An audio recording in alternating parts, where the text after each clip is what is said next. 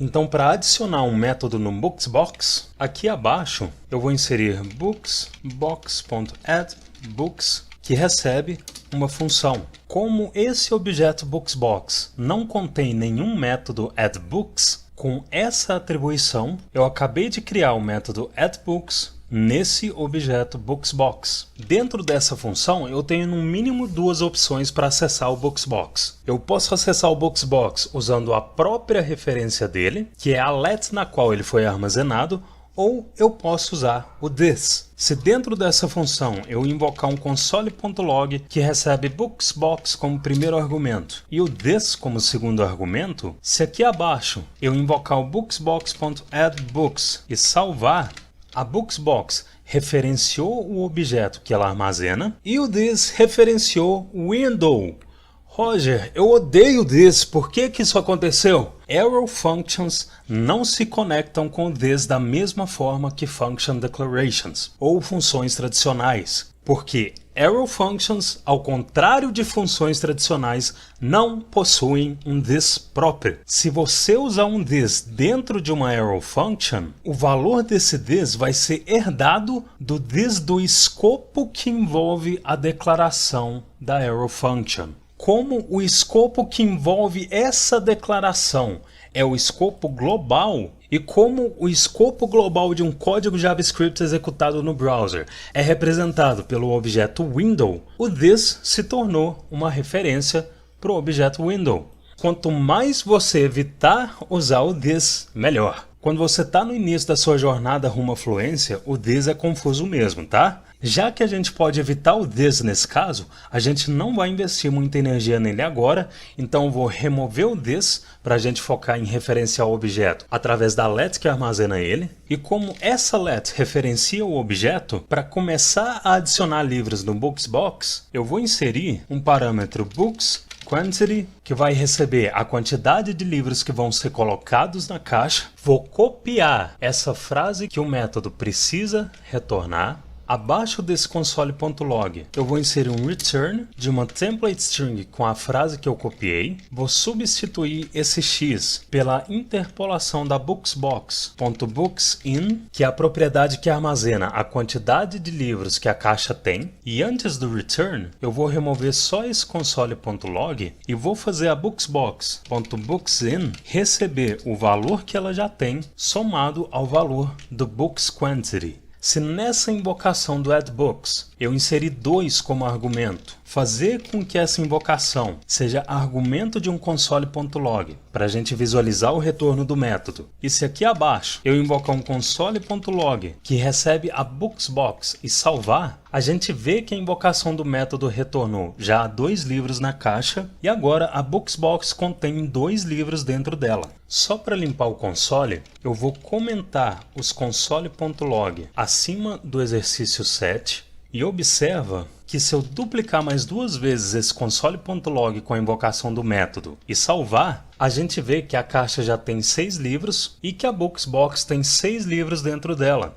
Isso não pode acontecer, porque ela só tem 5 espaços. Então, eu preciso fazer com que essa atribuição aconteça só quando a caixa não estiver com todos os espaços preenchidos e só quando ainda houverem espaços na caixa e a quantidade de livros passada por parâmetro não for ultrapassar o limite de espaços da caixa. Para focar em um problema de cada vez, primeiro, para fazer com que essa atribuição aconteça só quando a caixa não estiver com todos os espaços preenchidos, eu posso checar se quando esse método for executado, a quantidade de livros que a caixa contém é igual à quantidade de espaços dela. Então, if BooksBox.booksin é igual a BooksBox.spaces, dentro desse bloco eu vou inserir um return que vai retornar que a caixa já está cheia. Se eu salvar, como nem 2, nem 4 e nem 6 é igual a 5,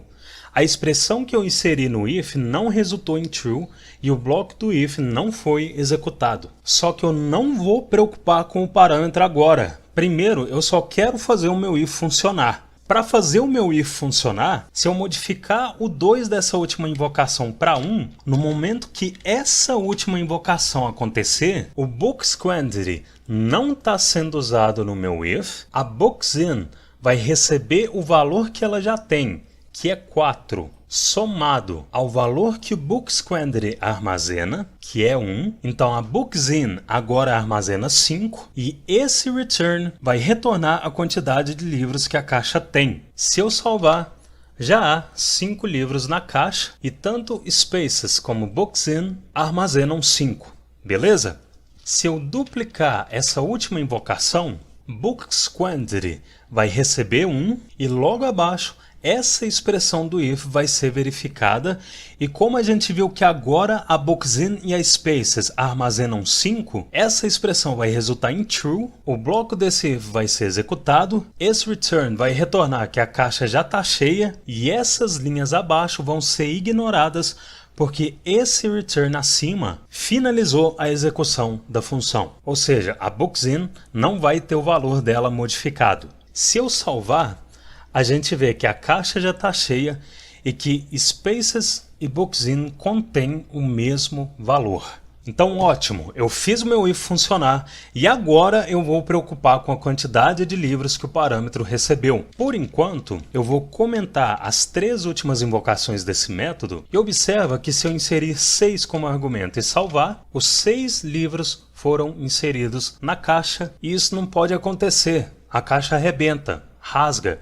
Para evitar esse tipo de situação, abaixo desse if, eu vou inserir uma segunda verificação. E o que eu preciso verificar? Nesse penúltimo tópico, o exercício diz que eu preciso mostrar quantos espaços ainda podem ser ocupados, retornando essa frase se ainda houverem espaços na caixa, mas a quantidade de livros passada por parâmetro for ultrapassar o limite de espaços. Ou seja, na condição do meu if, eu preciso verificar se a quantidade de livros que a caixa já tem, mais a quantidade de livros que foi inserida por parâmetro, não vai ultrapassar o limite de espaços da caixa. Então, booksbox.booksin mais books quantity é maior que booksbox.spaces. Se a quantidade de livros que a caixa já tem, mais a quantidade de livros passada por parâmetro é maior que o total de espaços da caixa, eu vou só retornar a quantidade de espaços disponíveis na caixa. Então return,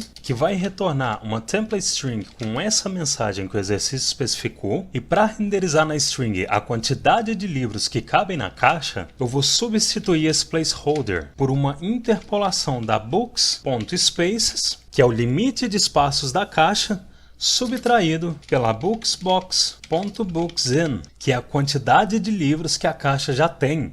Se nessa invocação do addBooks eu inserir 2 e salvar, os 2 livros foram inseridos na caixa. Se eu descomentar a segunda invocação do método e tentar adicionar 4 livros e salvar, como a caixa já tem 2 livros e a quantidade de livros dentro da caixa somada à quantidade de livros que eu tentei adicionar ultrapassa o limite de livros que a caixa pode receber, só cabem mais 3 livros foi retornada e a caixa continua com só 2 livros dentro dela. Se eu comentar essa segunda invocação e tentar adicionar 7 livros, só cabem mais 5 livros e nenhum livro foi adicionado na caixa. Se eu comentar essa primeira invocação e descomentar a segunda e a terceira, 5 livros foram inseridos dentro da caixa e se eu tentar adicionar mais um livro, a caixa já está cheia e os 5 livros permanecem intactos. Então, se a gente olhar o enunciado do exercício, a gente já implementou esses 4 itens e agora a gente vai implementar esse último item para quando só mais um livro couber na caixa, a palavra livro no singular ser renderizada na string.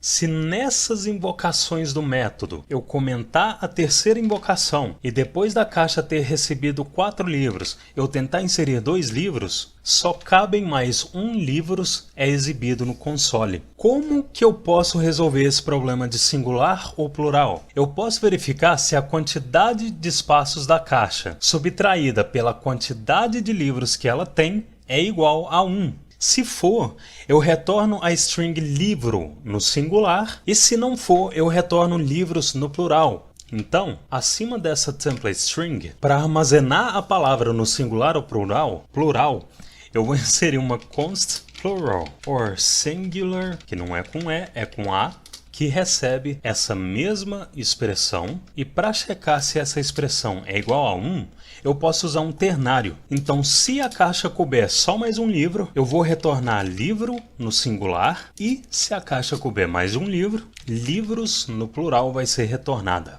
Então, se eu substituir livros por uma interpolação da plural or singular, só cabem mais um livro, é exibida. Para tratar o plural dessa palavra cabem, acima da plural or singular, como vai ser a terceira vez que essa expressão vai ser usada, eu vou armazenar ela em uma const para usar ela nos lugares em que for preciso. Então, const, que pode se chamar available spaces, que recebe essa expressão, vou substituir as ocorrências dessa expressão pela available spaces, e por enquanto, abaixo da available spaces, eu vou usar novamente o ternário para retornar se a palavra a ser renderizada na string vai ser cabem no plural ou cabe no singular. Depois que estiver funcionando, a gente refatora. Então, const fit plural or singular, sem esse R, recebe available spaces é igual a 1, e se essa expressão resultar em true,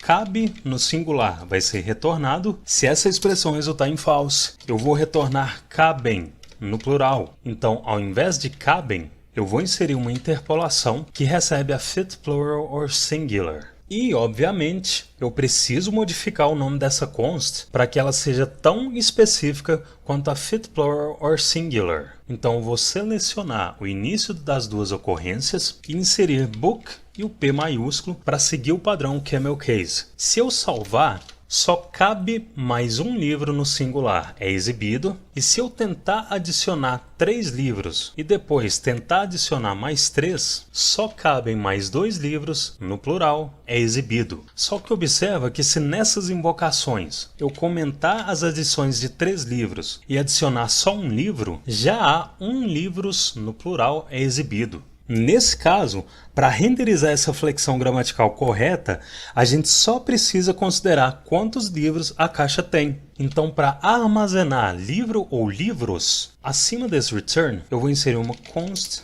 book plural or singular, que recebe booksbox.booksin é igual a 1. E segura um pouquinho que daqui a pouco eu vou falar porque que não tem problema essas duas consts terem o mesmo nome. Se essa expressão resultar em true, eu vou renderizar livro no singular, e se essa expressão resultar em false, isso significa que a caixa tem mais de um livro, então eu vou retornar livros no plural. Se ao invés de livros eu inserir uma interpolação da book plural or singular e salvar, já há um livro na caixa no singular, é exibida, e se eu descomentar essa adição de 3 livros, livros no plural é renderizada. Agora, por que essas duas consts com o mesmo nome não causaram um erro na aplicação? Seguinte, ao contrário da var, let e constantes têm escopo de bloco. Ou seja, mesmo o if não sendo uma função, como ele é um bloco, essa const book plural or singular não existe fora desse bloco, desse escopo desse if. E se ela fosse uma let, também não existiria.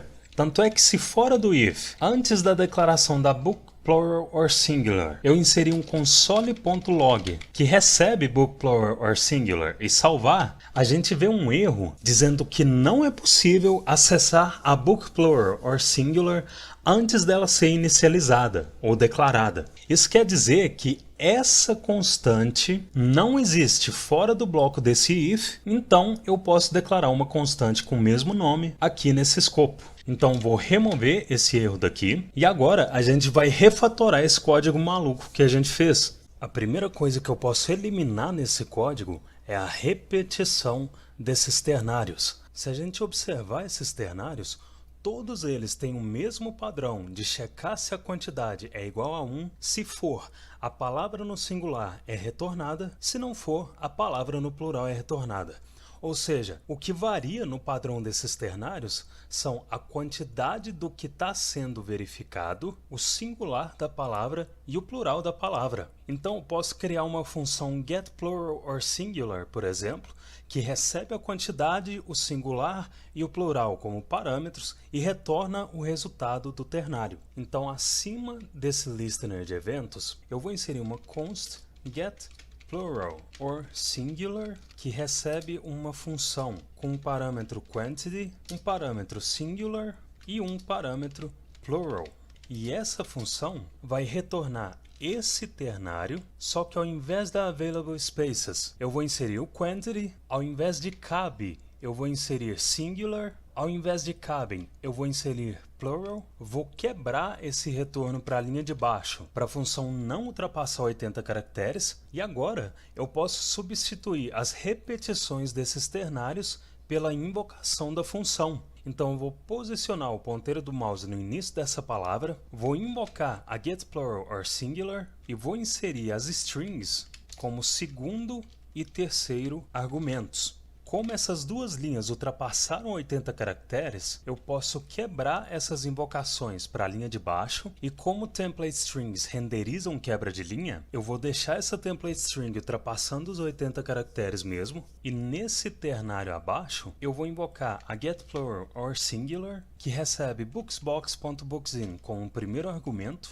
o segundo argumento vai ser livro, e o terceiro argumento vai ser livros, no plural. Vamos testar essa função? Se eu quebrar a invocação dessa função para a linha abaixo e salvar, como aqui abaixo eu estou adicionando 3 livros na caixa e depois mais um livro, livros no plural é exibida. Se ao invés de eu tentar adicionar mais 3 livros na caixa, só cabem mais 2 livros no plural, são renderizados na string. Se nessa primeira invocação eu adicionar 4 livros e depois tentar adicionar mais 3 livros, cabe e livro são renderizados no singular, e se eu adicionar só um livro na caixa, já há um livro no singular, é renderizado, então a função que eu acabei de implementar não quebrou o código. O que mais que eu posso refatorar aqui? Para melhorar a legibilidade desse código, eu posso remover essa sintaxe objeto.propriedade se eu fizer um destructuring no Booksbox. E daqui a pouquinho eu vou fazer uma observação sobre esse destructuring, mas segura aí. Então na primeira linha da função eu vou inserir uma let, porque aqui embaixo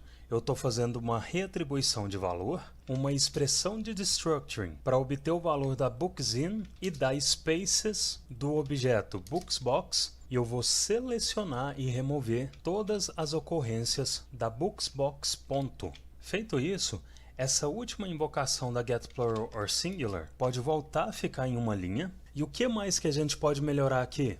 Vamos melhorar a legibilidade dessas condições? Nesse primeiro if, essa expressão está resultando em um boolean indicando se a caixa já está cheia. Então aqui acima eu posso inserir uma const isBoxFilled que recebe essa expressão. Eu vou usar essa const como condição do if, e nesse if aqui abaixo, o que essa expressão está fazendo? Ela está gerando um boolean indicando se a caixa tem ou não espaço suficiente para comportar os livros que eu estou tentando adicionar. Para deixar essa condição mais legível, eu posso armazenar essa expressão em uma const boxSpaces are not enough, por exemplo. Então aqui acima eu vou inserir uma const boxSpaces are not enough que recebe essa expressão. Vou usar essa const como condição do if, vou deixar a declaração da const no início da função, e agora ficou bem mais fácil eu bater o olho e entender exatamente o que esses ifs estão checando.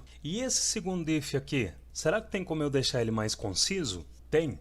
Observa que todo esse código só existe para gerar os plurais e os singulares dessa mensagem. Eu posso, por exemplo, encapsular toda essa lógica de plural ou singular em uma função e fazer essa função gerar e retornar a mensagem que eu preciso. Então, acima desse event listener, eu vou inserir uma const getAvailable spaces message que vai receber uma função, e dentro dessa função eu vou colar exatamente esse mesmo código do if, e agora eu tenho uma função em que a única responsabilidade é gerar string que esse if tem que retornar se a condição dele resultar em true. Só que para essa função funcionar, eu preciso fazer ela receber a spaces e a booksin, porque se eu não fizer isso, quando eu invocar ela, um erro vai ser lançado dizendo que essas variáveis não estão definidas ou não estão declaradas. Como a spaces e a booksin foram declaradas aqui dentro do escopo do addBooks, e como eu vou invocar a getAvailableSpaces message dentro desse if, que está no escopo da addBooks, eu posso fazer a invocação da função que eu acabei de criar, receber a spaces e a booksin como argumentos. Então, eu vou inserir a spaces e a booksin como parâmetros da getAvailableSpaces message, vou remover esse código antes do return do if e vou fazer o if retornar o retorno da invocação da getAvailableSpaces message, que recebe spaces e a booksin como argumentos. Se você quiser, você pode declarar uma const message acima desse return do if para essa const receber a invocação dessa função. Mas eu não acho que seja necessário. Quando eu bato o olho nessa linha, eu já sei que a invocação da função está retornando uma mensagem e esse return está retornando essa mensagem. Só que se eu salvar, como aqui abaixo eu estou adicionando um livro na caixa, já há um livro na caixa no singular é exibida, só que a booksin não está armazenando um. Por que isso aconteceu? Observa que nessa reatribuição, ao invés de atribuir um valor para a propriedade booksin do objeto Booksbox, eu estou atribuindo valor para essa nova let que o Destructuring criou. Se eu inserir que a Booksbox.booksin é quem vai receber esse valor e salvar, a booksin recebeu 1, e como foi a propriedade booksin e não a let booksin que armazenou 1, 0 livros é renderizado na string. O que eu posso fazer nesse caso? Eu vou modificar essa let para const, vou fazer o destructuring só na spaces, porque ela não está sofrendo reatribuição de valor, e vou substituir todas as ocorrências da let booksin pela propriedade booksin do objeto Booksbox. Feito isso, se eu quebrar a linha dessa invocação da função e salvar, um livro no singular é renderizado e a booksin armazena 1. Se eu adicionar um livro na caixa e depois tentar adicionar 7, só cabem mais 4 livros e a caixa continua com só um livro. Se eu substituir esse 7 por 4 e descomentar essa adição de mais 3 livros, a caixa já está cheia e a booksin armazena 5. E se eu comentar essa adição de um livro, como eu adicionei 4 livros e depois estou tentando adicionar mais 3, só cabe mais um livro, é exibida, booksin armazena 4 livros, então o refactoring não quebrou a aplicação. E se você ficou até o final desse vídeo, eu quero fazer um convite para você. Eu quero fazer um convite para você que quer aprender JavaScript ou você que já estuda JavaScript há algum tempo e está procurando métodos e técnicas para chegar na fluência na linguagem. Roger, o que é fluência em JavaScript? Fluência em JavaScript, na minha metodologia, significa construir aplicações web com JavaScript puro. Se você tem interesse nisso, terça-feira, dia 18, às 8 da noite, eu vou dar o pontapé inicial na Semana do JavaScript, que é um evento 100% online e 100% gratuito. E o que vai ter nesse evento? Durante a Semana do JavaScript, eu vou publicar uma série de 4 aulas mostrando o método, as estratégias, a jornada, para você ir do zero até a fluência na linguagem. Roger, e como que eu sei se o evento é para mim? É muito simples. Independente se você está começando do zero na linguagem ou já está num nível um pouco mais intermediário, se você não consegue construir aplicações web com JavaScript puro, a Semana do JavaScript é para você. Inclusive, uma das aulas é uma aula prática completa comigo, com exercícios e correção, seguindo o método. Às vezes você vê que eu disponibilizo exercícios aqui no YouTube, corrijo eles, só que na verdade isso são só 2 partes do método. A Semana do JavaScript é onde eu abro o capô e de fato mostro o método por completo. Agora, só para a gente alinhar as expectativas aqui, vai ter teoria e vai ter prática também. Se você é uma pessoa que só pensa no curto prazo e quer sair implementando código, acha que qualquer coisa que não seja código é só enrolação, e não está importando muito em aprender um método que vai gerar resultados a longo prazo para você, sinceramente, o evento não é para você. Agora, se você quer implementar código dentro de uma metodologia com resultados comprovados, a semana do JavaScript é para você. Se você quer aprender a construir aplicações web com JavaScript puro, através de um método que dá resultado, você vai ser muito bem-vindo ou bem-vinda. Então, o que você tem que fazer para participar da semana do JavaScript? Na descrição desse vídeo tem um link que vai te levar para a página de inscrição no evento. Você vai lá, coloca o seu melhor e-mail, confirma a sua participação no e-mail que eu vou te enviar, isso é muito importante, e aí a sua participação na semana do JavaScript vai estar oficializada. Então, se você está interessado em 2021 criar a possibilidade de chegar na fluência em JavaScript, é aqui que você começa. Esse é o seu primeiro passo. E mais importante, bloca a semana do JavaScript na sua agenda. O evento começa dia 18 e só vai participar quem tiver inscrito. Então se inscreve no link na descrição e eu te vejo dia 18, às 8 da noite, na primeira aula da semana do JavaScript.